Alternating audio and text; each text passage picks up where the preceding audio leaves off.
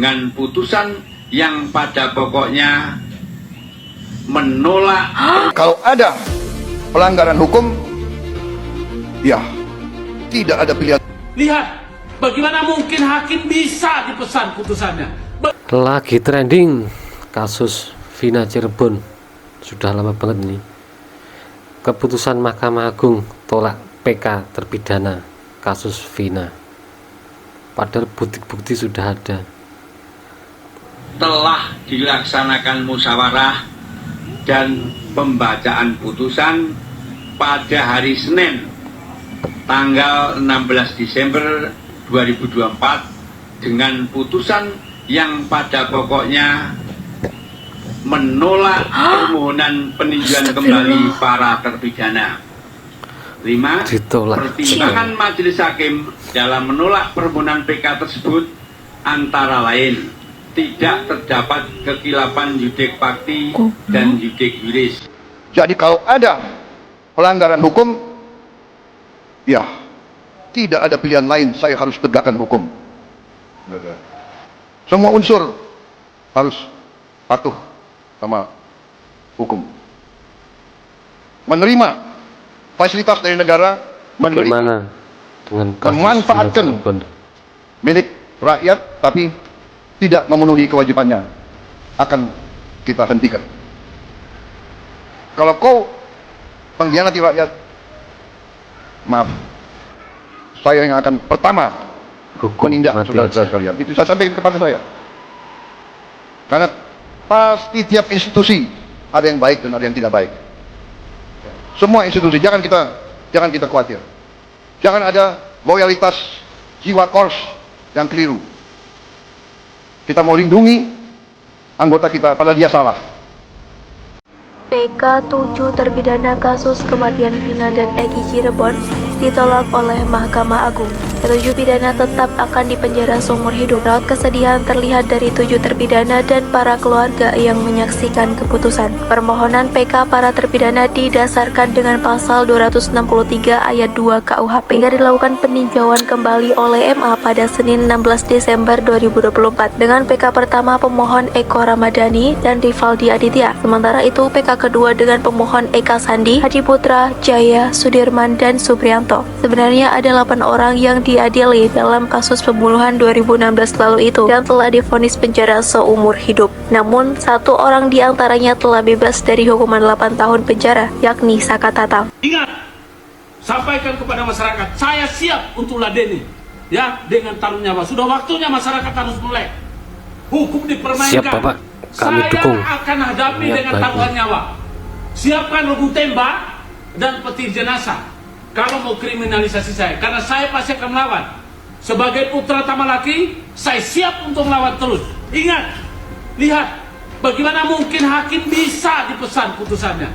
Bagaimana mungkin hakim yang digaji oleh negara pakai uang rakyat bisa-bisanya hanya bisa menipu masyarakat. Ini saya Guntur Lareba, aktivis penggiat hukum pejuang kebenaran. Dari mimbar Mahkamah Kebenaran saya siap bertanggung jawab. Sekarang ini, ya, masyarakat banyak yang divonis belum tentu bersalah. Ya, hanya dengan gampang mereka bilang salah input. Betul, ya, gitu. Salah input berarti banyak salah input selama ini. Jadi saya siap bertanggung. Ya, ingat. Saya kecewa dengan putusan hakim Mahkamah Agung, sehingga saya tidak hormat, gitu kan? Jelas terbukti karena dia jatuhkan hukum. Jadi masalah bukti itu sudah final, sudah terbukti. Yang tidak ada rasa di hakim-hakim agung, khususnya 3 hakim agung, tidak ada rasa keadilan masyarakat. Nuraninya tidak berbicara, nuraninya tidak peka. Dia tidak melihat bagaimana kejadian, bagaimana orang ditembak saat jongkok. Dia tidak melihat bagaimana proses ini menggegerkan Indonesia.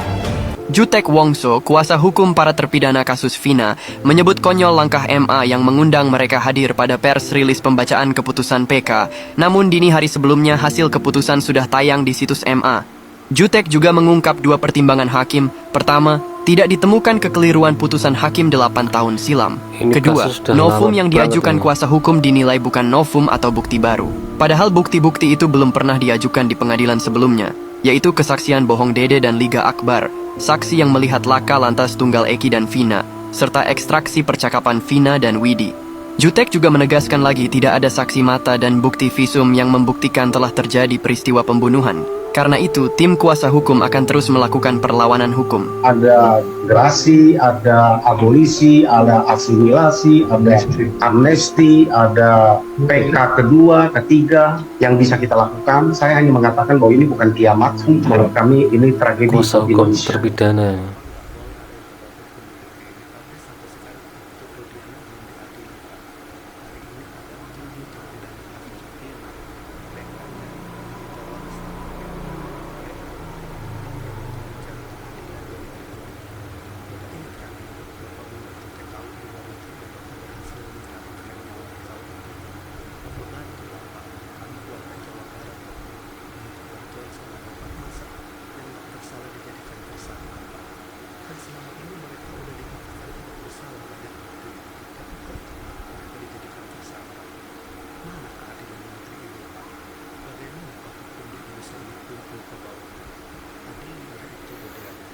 Pecat saja ini orang, Komisi 3 panggil, gitu loh.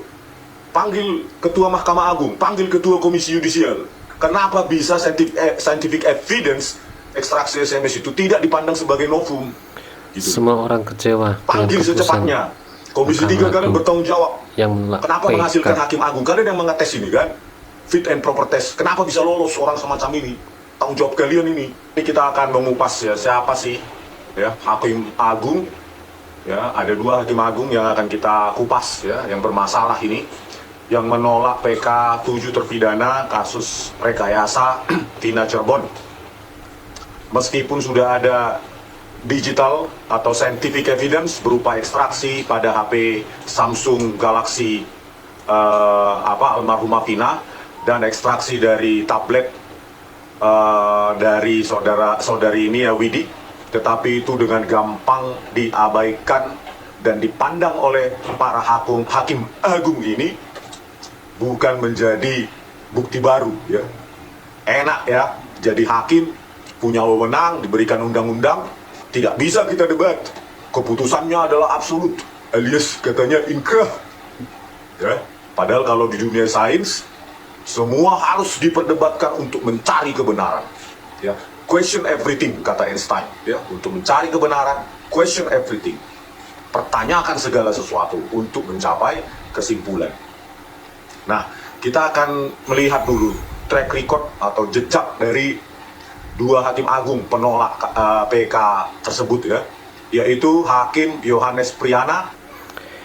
Itulah penolakan PK terhadap kasus Vina Cirebon.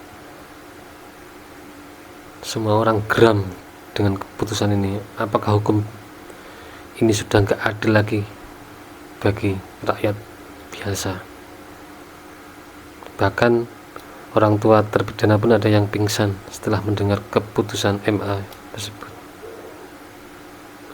Di mana keadilan ini? Terima kasih. Jangan lupa like, subscribe, share, dan komen. Sampai jumpa di video berikutnya.